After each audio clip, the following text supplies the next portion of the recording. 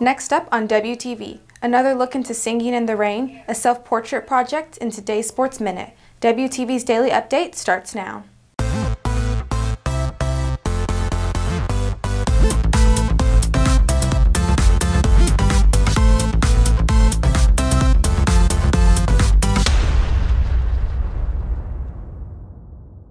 Good morning, Red Hawk Nation. Today is Wednesday, November 28th, and I'm Aliza Porter with today's Daily Update brought to you by Wingspan TV.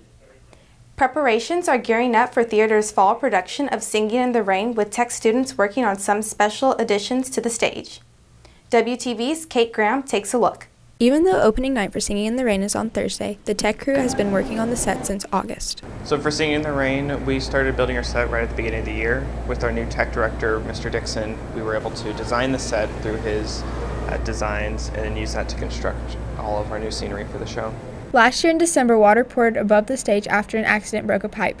To ensure that a repeat of last year's flood doesn't happen, while still being able to make it rain in the auditorium, the theater department has taken extra precautions. To make it rain on stage, we're actually going to be using a bunch of computerized software to control different pumps, to control different valves.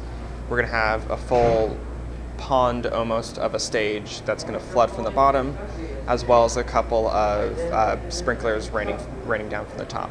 So it kind of gives it a combination of top and bottom rain. All that is going to be controlled through a couple computers. That's all hopefully not going to spill onto the rest of our stage and flood it like we did last year. Reporting for WTV, I'm Kate Graham.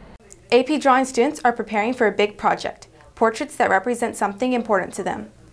WTV's Michael Layden has the details.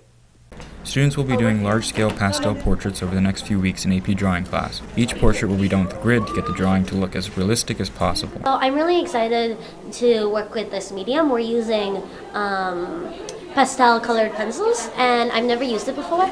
And I'm also excited to make something I'm going to be proud of. Portraits will reflect the students' passions, heritage, and culture, and will be hyper-realistic in detail. Well, I hope they learn how to mix realistic skin tones using colors that you normally wouldn't think of using to create skin tones. And I'm really excited that the students are looking at their culture and they will preserve an element of it in this portrait. Reporting for WTV, I'm Michael Layden. Since launching in 2011, Tumbleweed Textiles has focused on apparel surrounding the Lone Star State, but now they're shining a light on Frisco. WTV's Isabella Santiago has the details.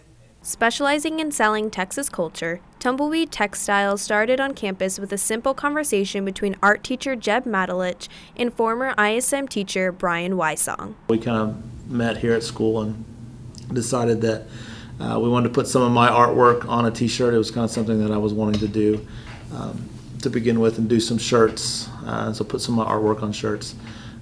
So we just kind of joined forces and created the line and started small, and then as we started to make our money back from shirts that we were selling, we just continued to put that money into the business and make more and more shirts. And then, so now after 7 years, we've got an entire big, huge warehouse over in Keller that's just basically full with shirts that we ship out to 100 or so stores, and then people that order every day, that stuff gets shipped out. Selling Texas-based apparel, drinkware, and decor across the state, Tumbleweed Textiles is now putting a spotlight on where it all got started, as they launched a new Frisco-specific line. We actually own the license to the Frisco logo, so the one that the city uses, the old railroad logo. We actually own that license, so we're able to print the Frisco logo on shirts, and we've been doing that for probably about 6 years or so.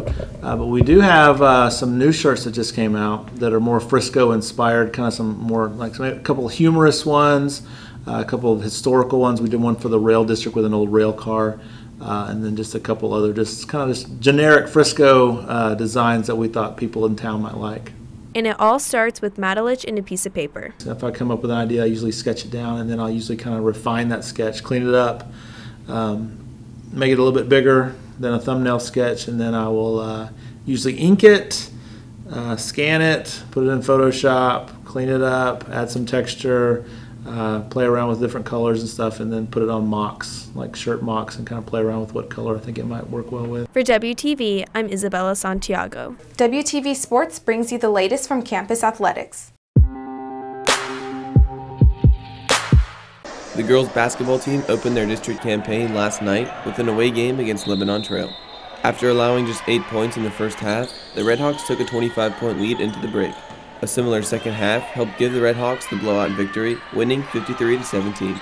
Senior Kelsey Kurak led the Redhawks in scoring with 17 points, along with senior Mara Casey, who notched 9. Their next opponent is Heritage at 6:30 on Friday in the Nest. For Wingspan TV, I'm Carter Braun.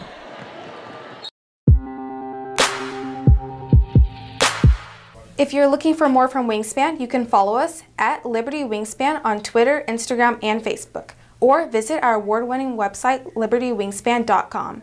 WTV's Wade Glover has today's announcements. History Club has a meeting today during advisory in room C109. Pulse has a meeting today during advisory in the lecture hall. Yoga with Amelia is tomorrow during advisory in the competition gym. The first showing of theater Singing in the Rain is tomorrow. That's it for today's daily update. This has been Aliza Porter for Wingspan TV.